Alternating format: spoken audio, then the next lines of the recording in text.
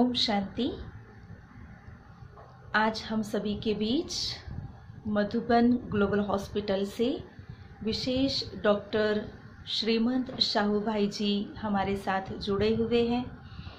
आज हम सभी उनसे अंतिम समय की तैयारी इस विषय पर विशेष ज्ञान के पॉइंट्स मार्गदर्शन सुनेंगे। बाबा के इस रूहानी बगिया के आप अनन्य अमूल्य रतन है। आप डायबिटोलॉजिस्ट हैं।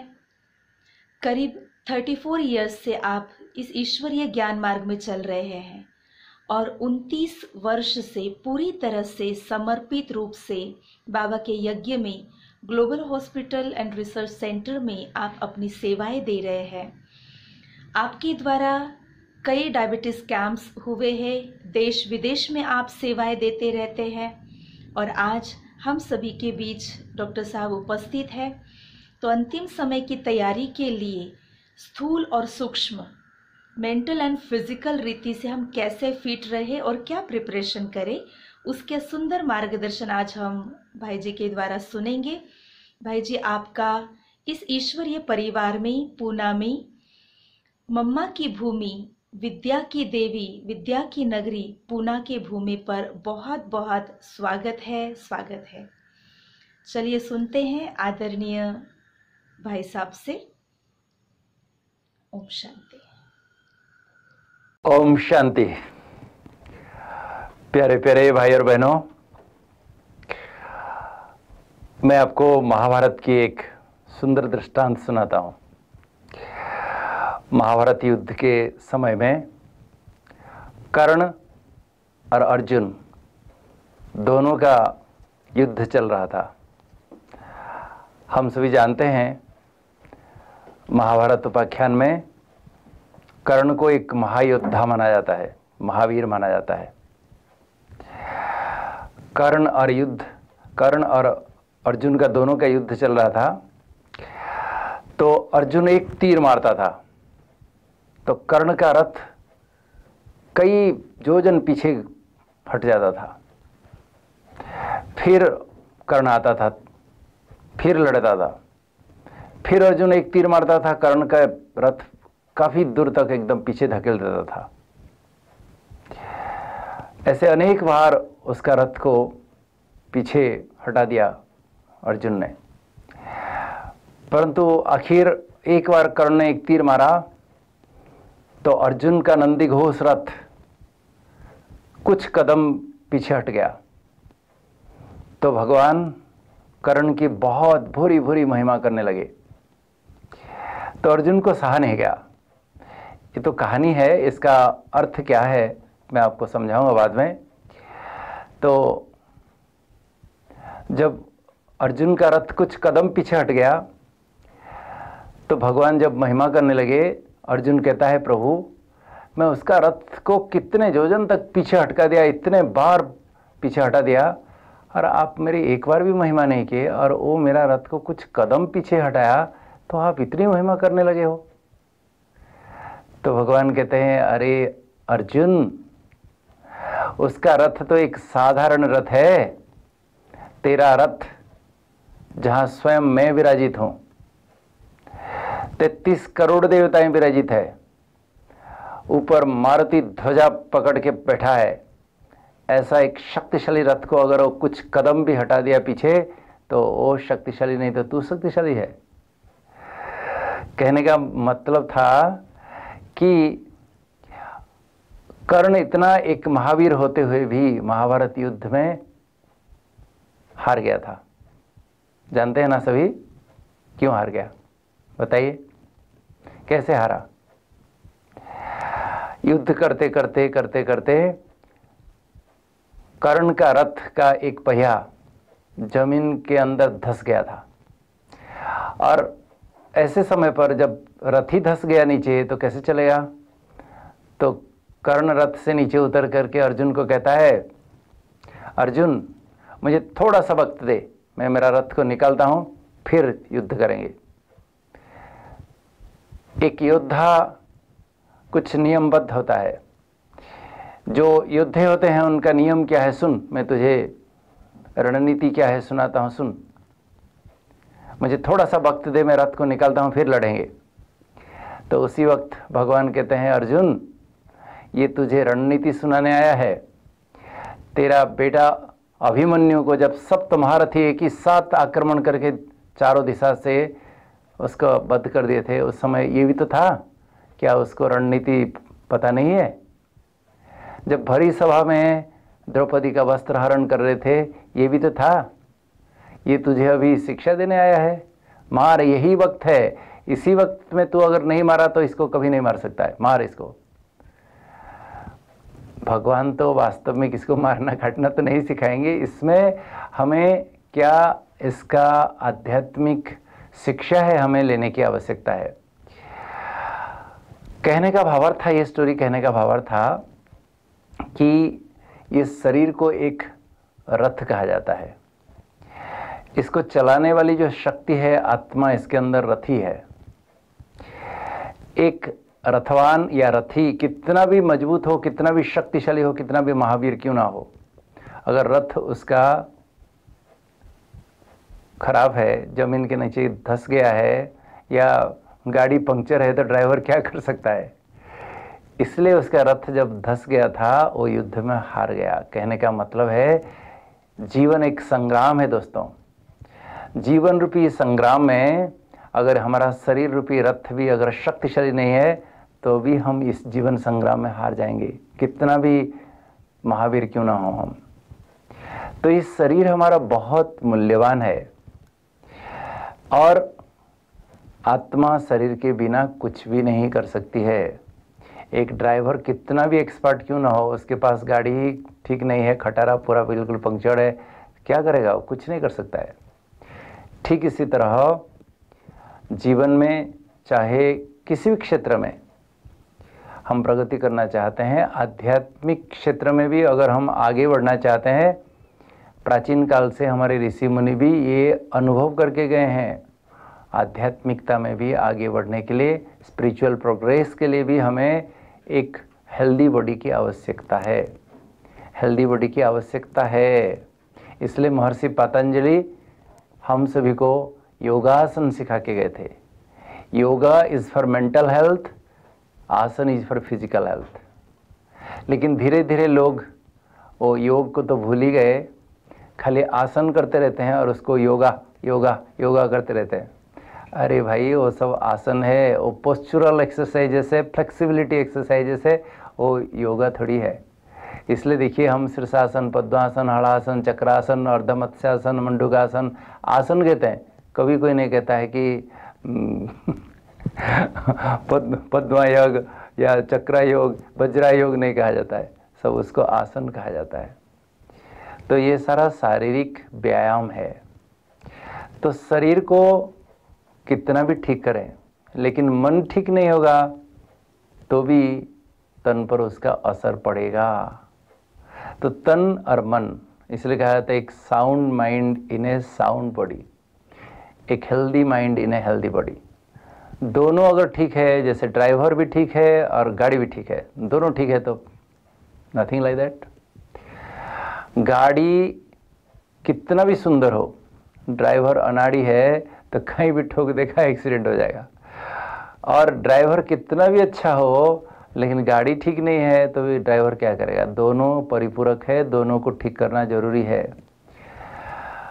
जो महाभारत की कहानी सुना रहा था मेरे भाई और बहनों, वर्तमान वो महाभारत का दृश्य चल रहा है। आप देख रहे हो सभी दुनिया की हालत क्या है। सभी का जीवन में, हम सभी एक संग्राम में जैसे हैं, अनुभव होता है। जीवन युद्धमय अनुभव होता है। अनेक परिस्थिति, समस्या, बीमारी के घेरे में क्या हालत है लोगों के, देख रहे हो। बहुत एक ऐसी परिस्थिति कभी कोई कल्पना भी नहीं किया था, अचानक आके पहुंचा। जबकि बाबा ने हम सभी को कब से कहा था, बच्चे अचानक होगा, अचानक होगा, अचानक होगा। 8-10 साल पहले से बाबा ने हमको चेतावनी दिया था। आ गया वो परिस्थिति, देख रहे हो क्या सुधरने वाला है। मुझे तो कोई उम्मीद नहीं है कि पहले जैसा नॉर्मल सी सभी का जीवन नॉर्मल जैसे था ऐसा ही होगा, और मुझे तो कोई आशा की किरणें नज़र नहीं आ रही है। संसार की परिस्थितियों को देखते हुए ऐसा अनुभव हो रहा है कि विश्व का अंतिम समय चल रहा है। ये विश्व परिवर्तन का काल चल रहा है। कलयुग परिवर्तन होके सतयुग आएगा, एक महापरिवर्तन होगा, महापरिवर्तन होगा। जो श्रीमद् भगवद गीता में भगवान कहते हैं, हे अर्जुन, कालः अस्मि लोकख्य कृत प्रवृद्ध, मैं महाकाल हूँ, आया हूँ। काल आता है तो एक को लेके आता है, मैं तो महाकाल हूँ, मैं सबको ले जाऊंगा। अभी ये विश्व नाटक पूरा हो रहा है, हम सभी को चलना है घर। सब आत्माएं मुसाफिर हैं, इसलिए कहते हैं आदमी मुसाफिर है, आता है जाता है। और भगवान को भी एक दूर का मुसाफिर कहते हैं, ओ दूर के मुसाफिर हमको भी साथ ले ले रे, हम रह गए अकेले, चिल्लाते रहते हैं लोग।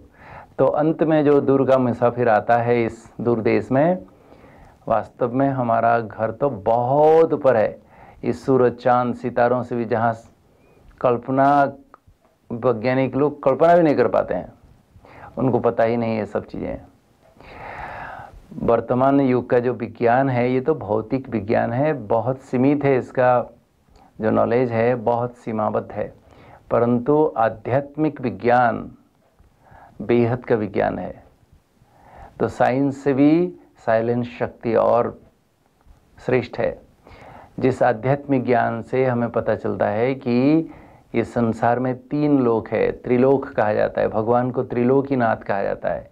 हम ये साकारी मनुष्य लोक में हैं, इससे ऊपर सूक्ष्म लोक है, उसके ऊपर एक ब्रह्मलोक है जहाँ ब्रह्मांड है, शांति धाम, मुक्ति धाम, परम धाम है, आत्माओं की दुनिया है। वहाँ से हम सभी आए हैं और वहाँ हमारे पिता परमात्मा और शांति धाम परम धाम में रहते हैं।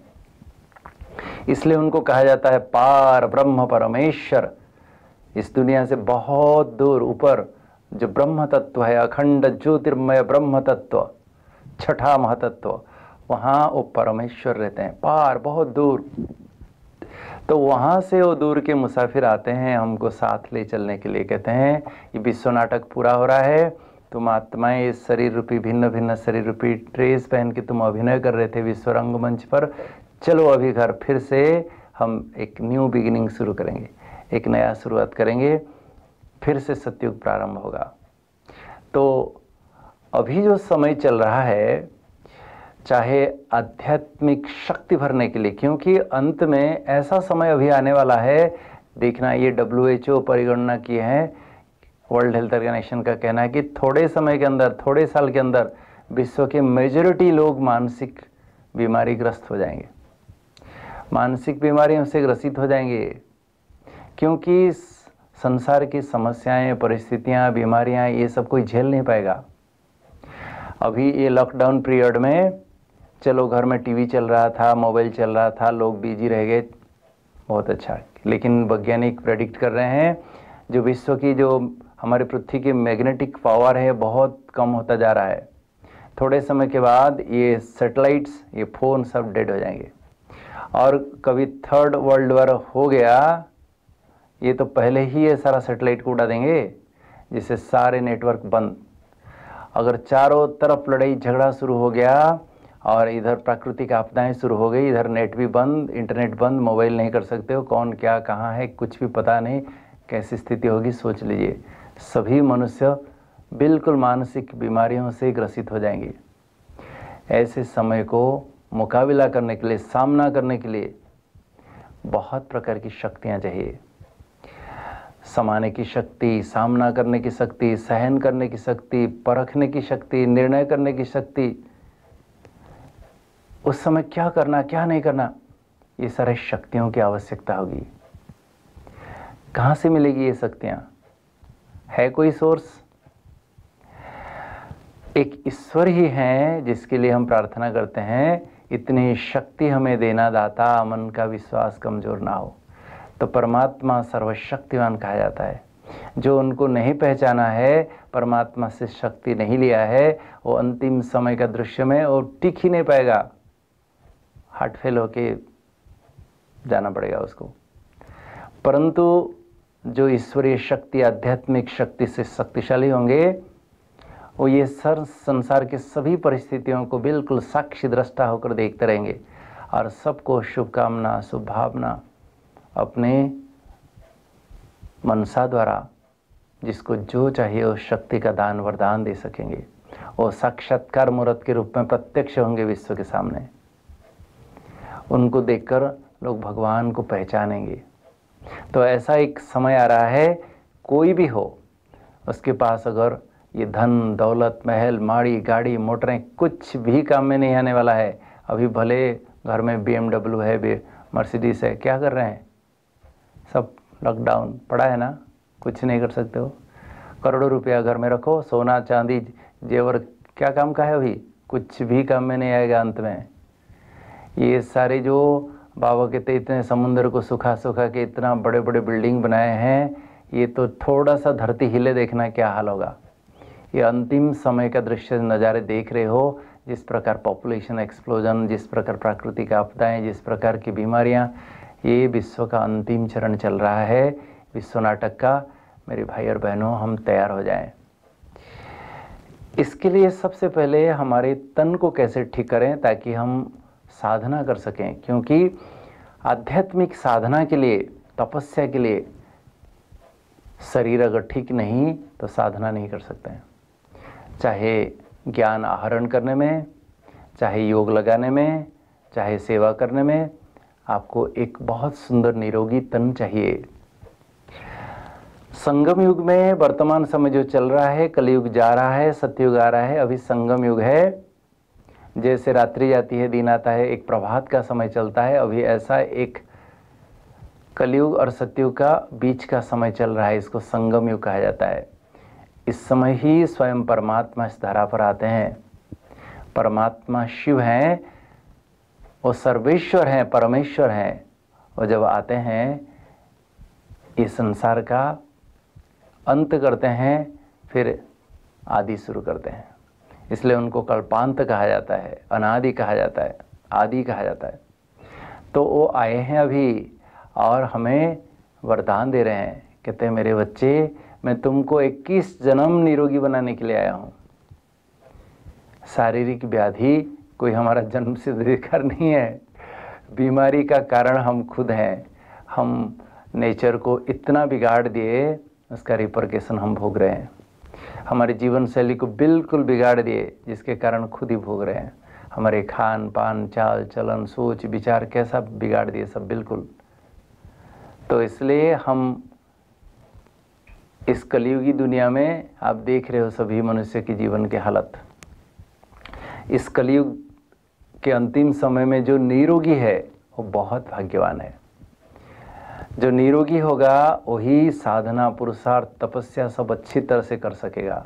तो निरोगी कैसे रहें, मैं आपको थोड़ा सा टिप्स देता हूँ। फिर मुख्य तो है हमारी मानसिक स्वास्थ्य, वो कैसे ठीक रखेंगे, अभी क्या अंतिम तैयारी करने हैं वो मैं बाद में बताता हूँ। सबसे पहले थोड़ा सा टिप्स आपको दे देता हूँ, हमारे शारीरिक स्वास्थ्य कैसे ठीक रहे। क्योंकि शरीर ठीक नहीं है तो आप कुछ भी नहीं कर सकते हैं, कुछ भी नहीं कर सकते हैं। शरीर बहुत बहुत मूल्यवान है, बहुत मूल्यवान है, इसका कोई कीमत नहीं बता सकता है।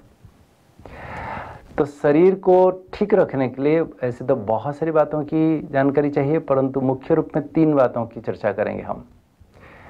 एक तो हमारा भोजन। हमारा भोजन कैसा होना चाहिए, क्योंकि शरीर एक गाड़ी है। आपके पास एक पेट्रोल गाड़ी है, पेट्रोल गाड़ी में आप पेट्रोल ही डालते हो।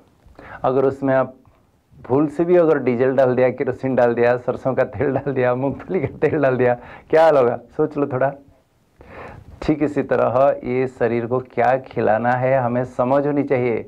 आज कितना भी पढ़ा लिखा है व्यक्ति, उसमें जंक फूड फास्ट फूड सब गंदी चीज़ें डालते जा रहे हैं, गार्बेजेस डालते जा रहे हैं। क्या होगा, बीमारी नहीं होगी तो क्या होगी। उसको फास्ट फूड क्यों कहा जाता है लोग कुछ मेहनत नहीं करते हैं, बाजार से जाके फास्ट पैसा फेंक दिए, फास्ट पुड़िया ले आए, फास्ट पुड़िया फाड़ दिया, फास्ट खा लिया, फास्ट बीमारी, फास्ट ऊपर जाओ तो ये फास्ट फूड, ये आजकल दुनिया में क्या क्या चीज़ें लोग खा रहे हैं देख रहे हो। हमारे भारत में ही गायन है, दाल रोटी खाओ प्रभु के गुण गाओ, कभी नहीं सुना होगा बर्गर पिज्ज़ा खाओ प्रभु की गुण गाओ। अरे भाई ये सब गंद चीज़ें क्यों हमारे शरीर के अंदर डाल रहे हैं? ये शरीर एक मंदिर है, यहाँ आत्मा चैतन्य मूर्ति है। मंदिर में सब गंद चीज़ें लाके भोग चढ़ाते हैं हम आज भी देखिए, आप श्रीनाथ द्वारे जाओ, जगन्नाथपुरी जाओ, लक्ष्मण मंदिर में, राम सीता के मंदिर में, कहीं भी जाइए आप देखना कितना सुंदर एकदम भावना सहित बहुत सुंदर चीज़ें बना के भोग अर्पण किया जाता है। बाजार की मार्केट का कोई भी चीज़ लेके देंगे पुजारी को, क्या भोग लगाएगा? बिल्कुल नहीं। तो हम घर में मंदिर जैसा, घर में खुद माताएं घर में खाना खुद बनाओ। ये बाजार की गंद चीज़ें कौन बनाता है, क्या बनाता है, उसमें क्या भावना है, क्या वाइब्रेशन है, खाएंगे तो कैसे ठीक होंगे? तो पहला प्रिंसिपल है, हम बाजार का कुछ भी टच नहीं करें, बिल्कुल नहीं, कुछ भी नहीं। घर में जो बनता है प्यार से बनाओ, चिड़चिड़ होके मत बनाना माताएं। अगर आप गुस्सा करके चिड़चिड़ होके तंग होके बनाओगे ना, वो वाइब्रेशन वो खाना में घुल जाता है। जो खाएगा वो भी चिड़चिड़ होगा, वो भी तंग होके परेशान होता रहेगा। नहीं, आपके माताएं, आपके ऊपर बहुत बड़ी जवाबदारी है। मैं तो कहूँगा हमारा घर का जो किचन है वो बहुत बड़ी दवाखाना है। आपका किचन एक मेडिसिन स्टोर है। हमारा डाइट ही ठीक हो जाएगा तो 90% बीमारी ठीक हो जाएगी, मैं आपको गारंटी देके कह सकता हूँ। तो हमारा डाइट बैलेंस्ड होना चाहिए, बैलेंस्ड डाइट। हमारे शरीर में जो जो चीज़ों की आवश्यकता है वो सारा हम अगर हमारे डाइट से, भोजन से हमको मिल रहा है तो उसको बैलेंस डाइट कहा जाता है। हमें क्या कितना खाना चाहिए, मैं आपको एक सिंपल फार्मूला बता देता हूँ। आप डिटेल तो आपको डाइट का क्लास अभी यूज़ कराऊंगा तो अभी 2 घंटा लगेगा। मैं आपको सार रूप में सुनाता हूँ। हम जो भी खाते हैं, माताएं कान खोल करके सुनिए, जो भी खाना खाते हैं उस थाली में 50% तक सब्जियां होनी चाहिए। 50% जो ग्रीन वेजिटेबल्स है, हरी सब्जियां हैं, चाहे पत्ते वाले हो चाहे बाकी सब्जियां, हरी सब्जियां 50% होनी चाहिए। चाहे सलाद के रूप में कम से कम तेल वाली सब्जियां बना के थाली का 50% सब्जी से भर दो। फ्रूट्स और वेजिटेबल्स में 50% थाली का होना चाहिए। बाकी 25% अनाज होनी चाहिए। अनाज बना जो चावल खाते हैं, चपाती खाते हैं, चाहे चावल, गेहूँ, रागी, बाजरा, मकई, ओट्स, ये सबको हम अनाज कहते हैं। इससे हमें ऊर्जा मिलती है, ताकत मिलता है, शक्ति मिलती है। तो इसको 25% होना चाहिए। और 25% हमारे प्रोटीन होनी चाहिए। प्रोटीन माना दालें सारी, जितनी दालें, नट्स हैं, पल्सेस हैं, जैसे मूंग की दाल, उड़द की दाल, तुअर की दाल, कोई भी दाल जो बनाते हो घर में, वो दालें या मिल्क प्रोडक्ट जिसमें प्रोटीन है, इसमें प्रोटीन है, तो ये सब हमारे 25% होना चाहिए। तो थाली में अगर हमारे इंडिया में क्या होता है, भारत में माताएं एकदम थाली का जो बड़ा हिस्सा है ना, उसमें चावल लाद देंगे, नहीं तो चपाती एकदम लाद देंगे, थोड़ी सी इमली मिर्ची चटनी थोड़ी सी हो गया बस। नहीं, आज भारत में घर घर में बहुत सारी बीमारियां, जो डायबिटीज़ का मेन कारण है, हम सभी कार्बोहाइड्रेट ईटर्स हैं, बहुत ज़्यादा कार्बोहाइड्रेट खाते हैं, इसलिए उसको थोड़ा कम करें। और साग सब्जियां, सलाद, उसके हिस्सा बढ़ाएं, प्रोटीन बढ़ाएं, तेल थोड़ा सा कम करें तो हेल्थ ठीक रहेगा। और कम से कम 4 बार तो खाना चाहिए। सवेरे 8-9 बजे तक नाश्ता हो जाना चाहिए, 1-1:30 बजे तक लंच हो जाए, शाम को 5 बजे कुछ ना कुछ हल्का सा फिर नाश्ता हो, रात को डिनर 8-9 बजे तक। लोग खाते लेट, सोते लेट, उठते लेट, 1000 बीमारियां। हमारा देश का ही तो गायन है, early to bed and early to rise makes a man healthy wealthy wise. तो हम लेट तक खाते रहेंगे, लेट तक सोते रहेंगे, तो लेट उठेंगे तो सब बीमारियां होगी। तो आज हमारी जीवन शैली को बदलना पड़ेगा। हमारे डेली अगर फ्रूट्स खा सकते हैं बहुत अच्छा है। रोज़ कोई ना कोई फ्रूट्स कम से कम 200-250 ग्राम तो खाना ही चाहिए। जो भी सीजन का फ्रूट्स मिलता है खाएं, लेकिन महंगा इतना है आजकल। और कुछ बातें सावधानी रखने की आवश्यकता है जो सिटी में खास रहते हैं। मैं आपको बताऊंगा कि आजकल फल को क्या करते हैं, कच्चा, जैसे केला है, पपीता है, तोड़ के ले लेंगे कच्चा, उसको कार्बाइड इथिलीन सोल्यूशन में डुबो देते हैं, तो एकदम 2-3 घंटे में पीला हो जाता है। देखने में तो लगता है पक गया है, लेकिन उसको खाओ, कोई टेस्ट नहीं, कैसा अजब सा बदबू आता है, स्मेल आता है। तो बी केयरफुल, ऐसी चीज़ों से दूर रहना है। जो नेचुरल पेड़ का पका हुआ पपीता है, केला है, कितना टेस्टी, कितना अच्छा है, वो थोड़ा ध्यान देना है। और दूसरा, सब्जियां जो खरीदते हो सब्जी मंडी से भी, वो भी बहुत सारी दवाई छिड़कते रहते हैं उसमें, जो कीड़ों को मारने के लिए, कीटाणुओं को मारने के लिए सब वहाँ दवाई छिड़कते हुए मार्केट में भेजते हैं। तो सब्जियां भी लाते हो तो घर में अच्छी तरह से धुलाई करो, साफ़ करो, पूरा गरम गरम पानी में भिगो के उसमें हल्दी, उसमें थोड़ा सा हल्दी डाल देंगे, बहुत अच्छा है, थोड़ा नमक डाल देंगे और उसको भिगो के बिल्कुल अच्छी तरह से साफ़ करके धुलाई करके, फिर कच्चा खाना आजकल डेंजरस है, इसलिए देखिए। तो अगर नेचुरल आपके फार्म हाउस है, ऑर्गेनिक है तो ठीक है, लेकिन इधर उधर का कहीं अगर सब दवाई छिड़कते हैं, देखिए जो जिस दवाइयाँ कीड़ों को मार देते हैं, कीटाणुओं को मार देते हैं, अगर वो दवाइयाँ हमारे पेट में जाएंगी तो हमें क्या होगा बताइए तो सही। तो इसलिए थोड़ा सा सावधानी रखना है। घर का खाएं मेरे भाई और बहनों, बाहर का बाजार का बिल्कुल नहीं, बिल्कुल नहीं, तो हेल्दी रहेंगे। कम कम खाएं, बिल्कुल एकदम फुल पेट कभी नहीं खाएं। आकंठ भोजन जिसको कहते हैं, करने से दिखेगा, इतना तक नहीं खाना कभी भी। पेट का 1/3 हमेशा खाली रहना चाहिए। तो कम कम खाएं, 4-5 बार खाएं। बीच में भूख लगे तो कोई थोड़ा सा ड्राई फ्रूट खा लो, कोई फल खा लो, कोई सलाद खा लो। तो हम जो भी खाते हैं, घर में जो भी बनाते हो माता, याद रखना, चाहे पोहा, चाहे उपमा, चाहे दलिया, कुछ भी बनाते हो, उसमें 50% सब्जियां मिला दो। जो रूट वेजिटेबल्स है, ज़मीन के नीचे होता है, जैसे आलू है, गाजर है, अरबी है, या शकरकंद है, बीटरूट है, ये इसमें शुगर ज़्यादा होता है, तो इसलिए डायबिटीज़ पेशेंट को ये सब ज़्यादा नहीं खिलाना। इसमें कैलोरी भी ज़्यादा होता है, तो इसलिए थोड़ा सा कम करें। बाकी हरी सब्जियां जितना खा सकते हो, खिला सकते हो, खाओ, बहुत अच्छा है, ठीक है। तो भोजन में ये चेंज करें। डेली कम से कम 10 गिलास पानी पिएं। अगर आपको हार्ट की, किडनी की प्रॉब्लम है, डॉक्टर मना करते हैं, अलग बात है, लेकिन नॉर्मल एक व्यक्ति कम से कम 10 गिलास पानी पीना चाहिए। नहीं तो फिर कब्जी होगा, कॉन्स्टिपेशन होगा, कॉन्स्टिपेशन नहीं होगा तो बॉडी की सारी गंदगी साफ नहीं होगी, फिर सारी बीमारियां शुरू होगी। कब्जी नहीं होनी चाहिए, ठीक है। अभी दूसरी विधि, हेल्दी रहने के लिए, शरीर को ठीक रखने के लिए नियमित व्यायाम करना जरूरी है, रेगुलर एक्सरसाइज। पहले ज़माने में ज़रूरत नहीं थी, लोग बहुत भाग दौड़ करके सारा काम करते थे, खेती बाड़ी सब काम करना पड़ता था, फिजिकल वर्क। किसी के पास गाड़ी मोटर मोबाइल तो थी नहीं, भाग दौड़ करके सामान उठा के धूप में पसीना निकलता था। आजकल 2 कदम दूरी भी हो तो घर मोटरसाइकिल लेके शुरू की, गाड़ी लेके शुरू कर। आज आगे समय में मुझे तो ऐसा लगता है लोगों को चलना भी आएगा कि नहीं पता नहीं। तो हम जितना हो सके एक्टिव रहें, घर का काम करें, ऑफिस का काम करें, कुछ ना कुछ करें, एक्टिव रहें और साथ में नियमित रूप से व्यायाम करें। क्योंकि घर का काम, ऑफिस का काम जो करेंगे ना, उसमें बॉडी का हर जॉइंट्स, हर मसल्स, हर बोन यूज नहीं होंगे। तो एक बार सारा शरीर को पूरा मोबिलाइज कर देने के लिए एक्सरसाइज करना जरूरी है। नहीं तो फिर लोग थोड़े समय उम्र होने के बाद, 50-60 साल के बाद देखना जॉइंट स्टिफनेस से कहते हैं, फ्रोजन शोल्डर हो गया, डॉक्टर साहब हाथ नहीं उठता है, डॉक्टर साहब घुटना नहीं मुड़ता है, फिर बहुत प्रकार के प्रॉब्लम, समस्या लेके आएंगे। तो आज हर एक को, कोई भी हो, सभी को एक्सरसाइज करने की आवश्यकता है। कम से कम आधा घंटा, 1 घंटा अपना शरीर के लिए निकालिए। आज अधिकतर लोग मोटे होते जा रहे हैं क्योंकि इतना फिजिकल वर्क है नहीं।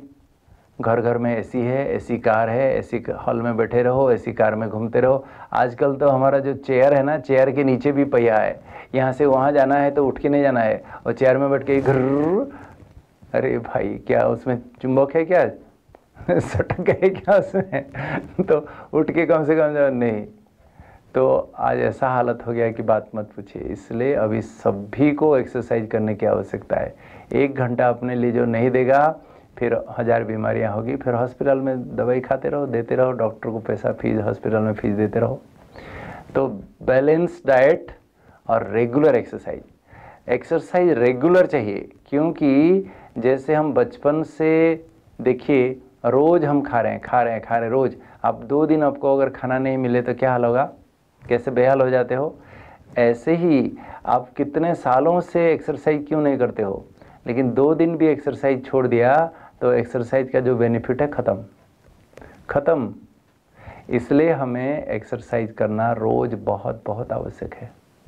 क्या एक्सरसाइज करें? क्योंकि लोग दुनिया में एरोबिक, एनारोबिक, योगासन, प्राणायाम, 1000 प्रकार के एक्सरसाइज सिखाने वाले दुनिया में है। क्या करें क्या ना करें, लोग कंफ्यूज हो जाते हैं।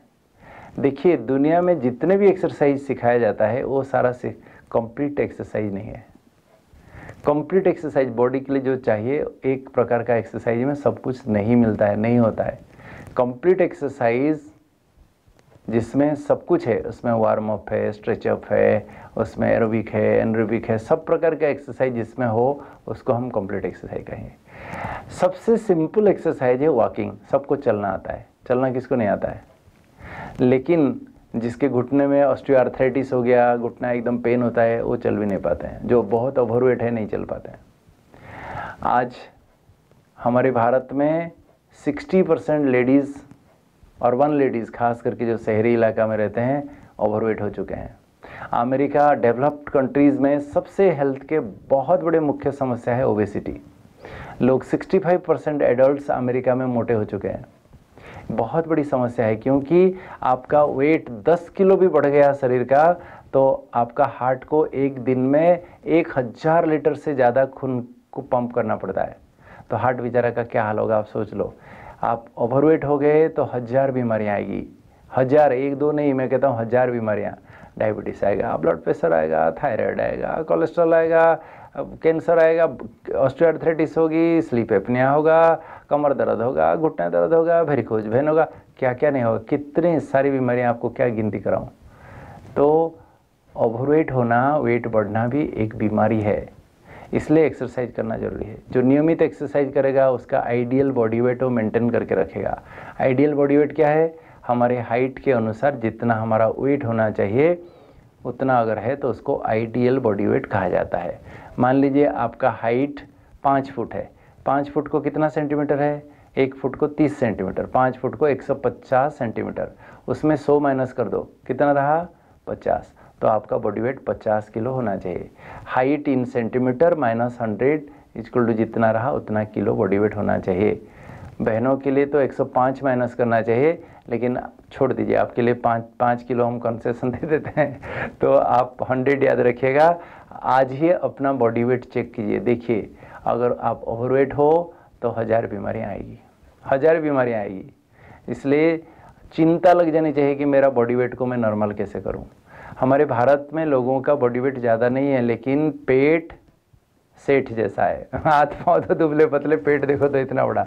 ये जो पेट के अंदर की चर्बी, इसको विसरल फैट कहते हैं, दैट इज़ द कल्प्रिट। इसके कारण ही लोगों को हार्ट अटैक, कैंसर, डायबिटीज़, डिस्लिपिडीमिया, इस सब बीमारियों का कारण वही है। तो पेट नहीं बढ़ना चाहिए। पेट अगर बढ़ा तो प्रॉब्लम। हमारे भाइयों के कमर साइज 90 सेंटीमीटर से कम होना चाहिए। हमारे कमर का जो माप है वो 90 से, वेस्ट लाइन 90 से कम होना चाहिए, 90 सेंटीमीटर। और बहनों की 80 सेंटीमीटर से कम होना चाहिए। आज ही आप जाके मेजर करो, देखो, पता चलेगा आप कितने खाने पीने वाले घर के हैं। क्योंकि जिसका पेट बढ़ा हुआ है, कहते हैं ना, हम तो खाने पीने वाले घर के हैं। That is not a sign of prosperity, it is a sign of disease. My friends, बहुत आपको सावधान रहना है, पेट नहीं बढ़ना चाहिए। तो इसलिए एक्सरसाइज करें। तो सबसे सहज सिंपल एक्सरसाइज क्या है मैं आपको बता देता हूँ, जो मैं सिखाता हूँ ब्रह्मा कुमारी विश्वविद्यालय में सिखाया जाता है। आप YouTube से डाउनलोड कर सकते हो। वॉकिंग योगा बाय डॉक्टर श्रीमंत। वॉकिंग योगा आधा घंटे का ही एक्सरसाइज, आप करके देखो, पसीने में भीग जाओगे, पर लतर पतर हो जाओगे। लेकिन कोई भी एक्सरसाइज करने से पहले स्लोली किया जाता है, धीरे धीरे। पहले 5 मिनट, 10 मिनट, धीरे धीरे अपने हिसाब से। मेरे जैसा पूरा एकदम फास्ट करना शुरू नहीं कर देना, धीरे धीरे करो, धीरे धीरे करो। जैसे जैसे जैसे जैसे स्टेमिना बढ़ेगा, जिस दिन आप 6 महीने में भी आधा घंटा मेरे साथ कर पाओगे तो देखना आपका पूरा एकदम कितना आपको अच्छा लगता है एकदम। और दूसरा, ये जो नहीं कर पाएंगे, जिसके घुटने में दर्द है, वॉकिंग योगा नहीं कर सकते हो, उनके लिए मैं होलिस्टिक एक्सरसाइज बनाया हूँ, अर्थात संपूर्ण व्यायाम। वो भी YouTube में मिलेगा, आपको डाउनलोड कर दीजिएगा, देख लीजिएगा, करिएगा। Holistic exercise by doctor Shrimant. उसमें सब कुछ है, aerobic, anaerobic, warm up, stretch up, body का एक्यूप्रेशर थेरापी, मसाज थेरापी, सब कुछ उसमें है, देखना। और भजन के साथ आप करोगे, बहुत मज़ा आएगा। डेली एक्सरसाइज करना ही है। 1 घंटा सवेरे, आधा घंटा शाम को, आधा घंटा, 1 घंटा अपने शरीर के लिए देना है। नहीं तो देखिए, जैसे गाड़ी आप खरीदे हो, खाली चला रहे हो, कभी उसको साफ सुथरा नहीं करते हो, कभी उसको सर्विसिंग नहीं करते हो, एक दिन मेजर एक्सीडेंट होगा, मिसअप होगा। ऐसे ही ये शरीर भी तो गाड़ी है, इसको भी तो देखना पड़ेगा। तो इसको ठीक नहीं संभालेंगे तो कभी भी ना आध्यात्मिक साधना में, ना किसी भी कार्य में, बीमार हो तो खटिया में पड़े रहेंगे। कितना भी धन संपत्ति, महल माड़ी, कुछ भी हो, सब असार अनुभव होगा। खटिया में पड़े रहेंगे, लोग गुलाब जामुन समोसा खाते रहेंगे, आप देखते रहेंगे कुछ भी नहीं कर सकते हो। इसलिए जीवन का आनंद ही किरकिरा हो जाएगा। इसलिए मेरे भाई और बहनों, एक्सरसाइज करना जरूरी है रोज। ये कोई देहाभिमान नहीं है, अरे बाबा को याद करके करो। बाबा खुद देखो बैडमिंटन टेनिस खेलते थे। बाबा, आप आइए मधुबन देखना, हमारे यहाँ हिस्ट्री हॉल में देखना, दादियों को कैसे फ्रॉक पहन के बाबा ड्रिल कराते थे। मम्मा के साथ बैडमिंटन रैकेट पकड़ के बाबा का फोटो है, आप देख लेना। तो बाबा जानते थे, इसलिए बाबा मोटे नहीं थे। देखना दुनिया में जो स्पिरिचुअल लीडर्स होते हैं, अक्सर करके देखना उनका पेट इतना बड़ा बड़ा, लेकिन बाबा 6 फुट कद था, ना मोटे थे ना पतले थे, बाबा एकदम फिट। तो जिसको महाभारत में कहा जाता है, जो महावीर महायोद्धा होते हैं, जिनका हाथ एकदम पूरा घुटने तक जाता है, उसको कहते हैं आजानुलंबित भुजा, महाबाहु। तो बाबा की पर्सनालिटी ऐसी थी, ब्रह्मा बाबा की। तो इसलिए भगवान ने उनका रथ को सिलेक्ट किया। स्वयं परमात्मा उनके तन में आकर हम सभी को फिर से ऐसे निरोगी स्वस्थ बनाने के लिए और 21 जन्म विश्व की बात सही देने के लिए हमको शिक्षा दे रहे हैं। तो बैलेंस डाइट, रेगुलर एक्सरसाइज, सवेरे आधा घंटा अपने लिए समय निकालना ही है। लेकिन एक्सरसाइज हमेशा स्टार्ट स्लो गो स्लो, जल्दीबाजी बिल्कुल नहीं। और जूता पहन के करो तो बहुत अच्छा है। आजकल कैनवस स्पोर्ट्स शूज मिलते हैं, कॉटन सॉक्स पहनो, शूज पहन के एक्सरसाइज करो, बहुत अच्छा है। नहीं तो पाँव में मोच आ गया, कुछ हो गया, फिर प्रॉब्लम होगा। और कभी भी एक्सरसाइज करेंगे तो पूरा फुल पेट खा के एक्सरसाइज नहीं करना है। हल्का फुल्का थोड़ा सा खा लिया स्नैक्स चलेगा, लेकिन खाली पेट करो तो बहुत अच्छा है। बीच में पानी इच्छा होती है तो पी लो थोड़ा सा, एक घुट। कभी भी आपको छाती में धड़कन बढ़ गया, अंधेरा लग रहा है, घबराहट हो रहा है, बैठ जाओ, कोई ज़रूरत नहीं एक्सरसाइज करना। तो स्टार्ट स्लो गो स्लो, धीरे धीरे करो। जिस दिन आधा घंटा फुल कर पाओगे, देखना एकदम कितना मज़ा आता है, कितना आनंद आता है। आप योग भी अच्छा कर पाएंगे, बैठेंगे तो कमर दर्द नहीं होगा, घुटना दर्द नहीं होगा, मन एकाग्र होगा। और सबसे इम्पोर्टेंट है, एक्सरसाइज करने से आपको पता है कि हमारे ब्रेन से एंडोर्फिन्स, एक बहुत सुंदर हार्मोन निकलता है, जिसमें आपको एक सेंस ऑफ वेलबींग होगा, बहुत अच्छा लगेगा, बिल्कुल मन भी दुरुस्त हो जाएगा।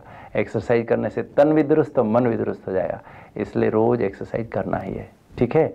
और रात को कम से कम 4-5 घंटा साउंड स्लीप सोना है। डेली हमें 24 घंटे में 4-5 घंटा अगर साउंड स्लीप हो जाए तो जाके आप हेल्दी रह सकते हो। बहुत सोना, बहुत कम सोना, नहीं सोना, ये गड़बड़ है। इसलिए श्रीमद् भगवत गीता पढ़िए, भगवान क्या कहते हैं, अति निद्रा अनिद्रा योगी का लक्षण नहीं है, अति आहार अनाहार योगी का लक्षण नहीं है। योगी माना बैलेंस लाइफ। दुनिया में 2 प्रकार के लोग हैं, भोगी और योगी। जो योगी हैं वो भगवान को प्रिय हैं, योगी जो हैं वो निरोगी बनते हैं। जो भोगी हैं वो खाने के लिए जीते हैं, उनका जीवन भोग विलास में जाता है, फिर बीमारियों में हाय हाय करके शरीर छोड़ते हैं। योगी वाह वाह करके अपना शरीर को छोड़ता है। इसलिए हमें योगी बनना है, योगिक लाइफस्टाइल अपनाना है। तो साउंड स्लीप कम से कम 4-5 घंटा, अगर रात को 10 साढ़े 10 बजे सो जाएं, 10 माना बस, 4 माना तैयार। तो साइंटिस्ट भी कहते हैं 10 बजे से 4 बजे तक सो जाओ। इस समय स्ट्रेस, जो इस समय जागता है उसका स्ट्रेस हार्मोन बहुत रिलीज होता है, फिर सब प्रकार की बीमारियां शुरू होती है। तो बाबा ने ये नियम 80 साल पहले हमको बताया था। मधुबन का नियम आके देख लो, हमारी सारी दादियां, जगदीश भाई जी 10 करो बस कहते थे, कोई भी मीटिंग हो कुछ भी उठ के चले जाते थे। तो इसलिए हम नियम एकदम इसमें प्रतिबद्ध रहे, ठीक है। तो 3 बातें शारीरिक स्वास्थ्य के लिए चाहिए। क्या क्या बताया? Balanced vegetarian diet. मनुष्य एक शाकाहारी प्राणी है, नॉनवेज तो टच भी नहीं करना है बिल्कुल। हमारे इतने बड़े बड़े नाखून, इतने बड़े बड़े दांत, कुछ भी नहीं है। ये सब खाएंगे। आप पेट्रोल गाड़ी खरीद के उसमें केरोसिन डाल रहे हो, मूंगफली का तेल डाल रहे हो, क्या होगा? तो नॉनवेज बिल्कुल नहीं, बिल्कुल नहीं। आज दुनिया में कोरोना वायरस से लेके जो जितने सारी बीमारियां देख रहे हो ना, जो महामारी पैंडेमिक फैला है, ये सब एनिमल से ही आया है। मैं तो कहता हूँ ये सचमुच सारे पशु पंछी जानवरों का श्राप लग गया इंसान को। किसी को भी नहीं छोड़ा इंसान ने, सबको मार के खाया, तो उनका श्राप तो लगेगा कभी ना कभी ना। तो सबको बांध के सबको जेल में जैसा रखा था, अभी खुद जेल में है, लॉकडाउन हो गए पड़े सभी। इसलिए ये सब बिल्कुल हमें बिल्कुल नॉन वेज टच भी नहीं करना है।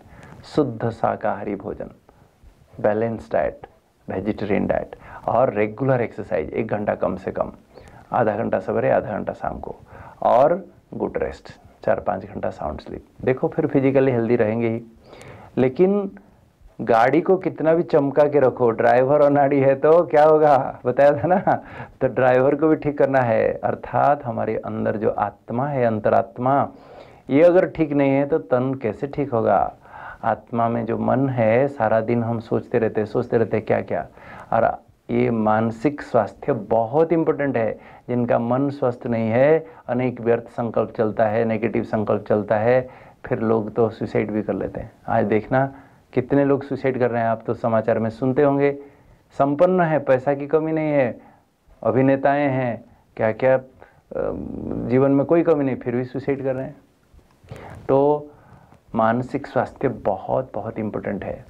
मन को कैसे ठीक करें, मन को ठीक करने के लिए भी ये 3 बातें, क्योंकि मन का तन पर पूरा गहरा संबंध है। मन ठीक नहीं है, आज साइंटिस्ट कहते हैं 90% डिजीज साइकोसोमेटिक है, अर्थात मन से पहले बीमारियां शुरू होती है, फिर तन पर उसका असर होता है। अब जरा सा गुस्सा करके देख लो, कैसे लाल पीला हो जाते हो, बीपी बढ़ जाएगा, धड़कन बढ़ जाएगा, सांस तेज हो जाएगा। देख लेना 1 सेकंड में आपका शुगर बढ़ जाएगा, खाली जरा सा गुस्सा करके देख लो। तो इसलिए मन सदा कूल, काम, शांत, प्रसन्न एकदम कैसे रहे, वो बहुत बड़ी एक कला है, वो ईश्वरीय शक्ति के बिना नहीं हो सकता है। तो जो आध्यात्मिक साधना करते हैं उनका मन सदा शांत स्थिर रहता है, जिससे वो एकदम जीवन का सचमुच सुख अनुभव करते हैं। तो भोगी का मन तो बेलगाम घोड़ा की तरह इधर भागता उधर भागता। आप इसलिए श्रीमद् भगवत गीता पढ़िए, अर्जुन कहता है, हे प्रभु मेरा तो मन एक बेलगाम घोड़ा की तरह इधर भागता उधर भागता। भगवान कहते हैं, अर्जुन नहीं, मन को आप सतत अभ्यास से, बेहद की वैराग्य वृत्ति से मन को तू नियंत्रण कर सकता है।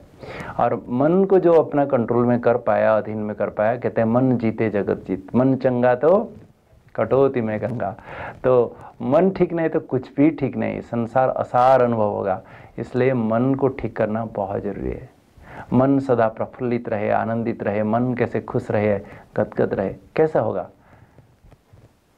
इसकी विधि है जैसा सोच ऐसा ही हमारी स्थिति। देखिए, मन में जैसा विचार आता है ऐसे हमारे हाव भाव, हमारे दृष्टिकोण, हमारा सब कुछ रहता है।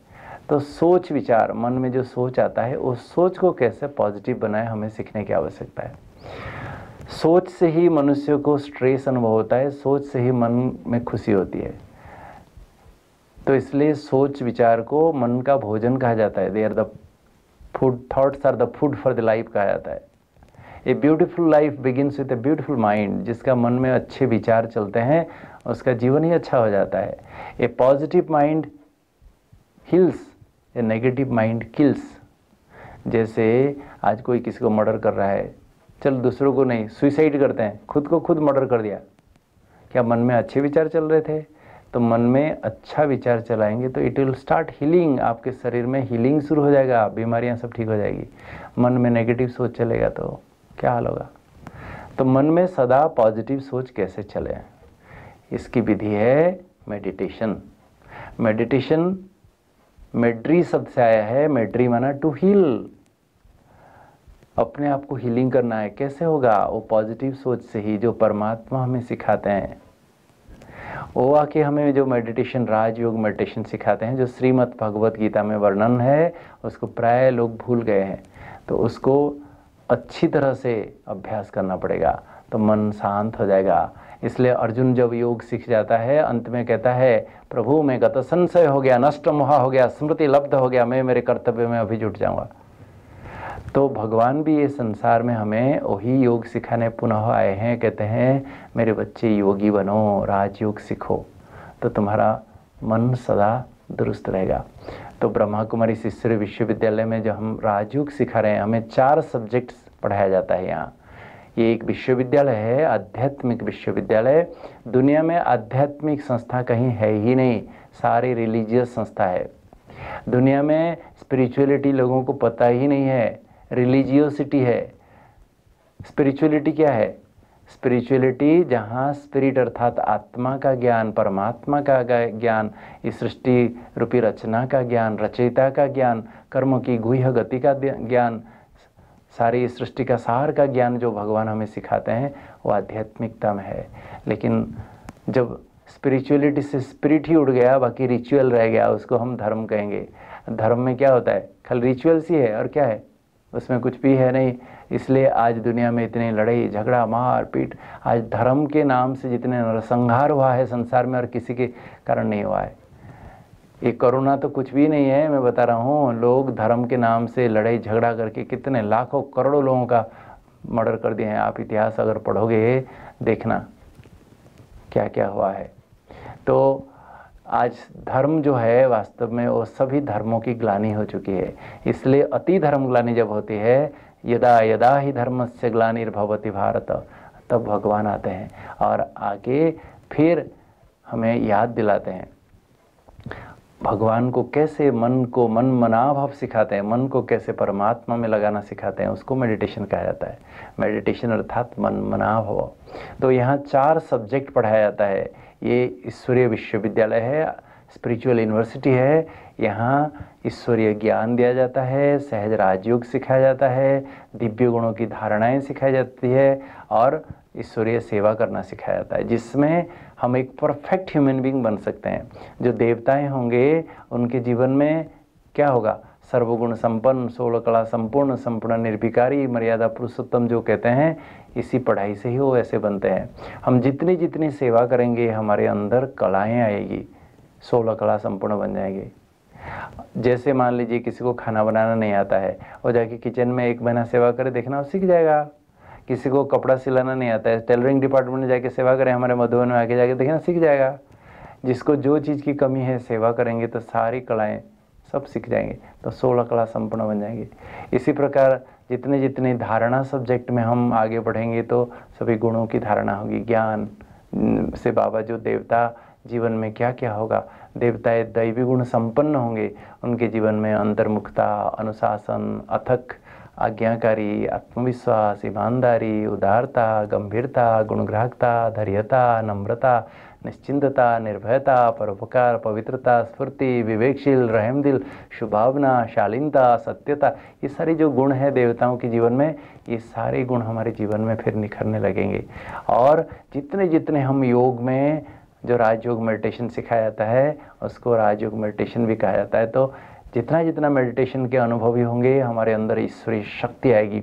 हम दुनिया की हर परिस्थिति को सामना कर सकेंगे, सहन कर पाएंगे और उसको बहुत सारे जीवन में समा सकेंगे, परख सकेंगे, निर्णय कर सकेंगे, कभी धोखा नहीं खाएंगे। जीवन में बहुत सारी शक्तियां हम प्राप्त करेंगे तो कभी जीवन में हर परिस्थिति में हम स्टैंड कर पाएंगे। और साथ साथ जितने ज्ञान अर्थात इसमें परिपक्व होंगे, समझ होगी कि ये संसार क्या है, मैं कौन हूँ, कहाँ से आया हूँ, मरने के बाद कहाँ जाऊँगा, हमारे सारे संशय छिन्न भिन्न हो जाएंगे। आज मनुष्य एक दुविधा में है, कितना भी पैसा कमाए, जीवन में एक अनिश्चितता है, आगे क्या होने वाला है किसी को कुछ भी पता नहीं। जीवन में कैसे खाली एक अंधा दौड़ चल रहा है, भाग रहे हैं, दौड़ रहे हैं, कहाँ जा रहे हैं किसी को कुछ पता नहीं। लेकिन भगवान जब संसार में आते हैं, भगवान को हम प्रार्थना करते थे ना भक्ति में, क्या कहते थे? आज अंधेरे में है इंसान, ज्ञान का सूर्य प्रगटा दे भगवान। कहते थे नयनहीन को राह दिखाओ प्रभु, पग पग ठोकर खाऊं। तो भगवान आए हैं आके हमको रास्ता दिखाने के लिए। तो ज्ञान मार्ग सबसे श्रेष्ठ मार्ग है। ब्रह्मा कुमारी ईश्वरीय विश्वविद्यालय एक ही विश्वविद्यालय है जहाँ आध्यात्मिकता सिखाई जाती है, जिसमें आत्मा की उन्नति होती है। और किसी भी संस्था को आध्यात्मिक संस्था नहीं कहा जाता है, वो सारा रिलीजियसिटी है। वहाँ पुजारी बनाएंगे। एक ब्रह्मा कुमारी संस्था है जहाँ लोगों को पूज्य बनाया जाता है।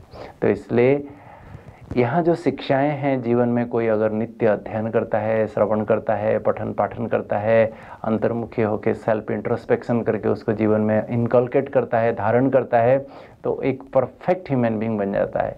देवताओं को परफेक्ट ह्यूमन बीइंग कहेंगे। इसलिए आज हमारे जैसे मनुष्य देखो, हाथ पाँव हमारे जैसा है, लेकिन उनकी मूर्ति को हम इतने प्यार से पूजा करते हैं, जो खाना हम खुद नहीं खाते हैं ऐसे भोजन भोग बना के हम उनको स्वीकार कराते हैं, जबकि मूर्ति खाती नहीं। तो उनके जड़ चित्र को भी हम इतनी श्रद्धा से भावना से पूजा कर रहे हैं, तो प्रैक्टिकली जब होंगे कितने अच्छे होंगे। तो भगवान कहते हैं मेरे बच्चे, मैं तुमको फिर से ऐसा पूज्य बनाने आया हूँ।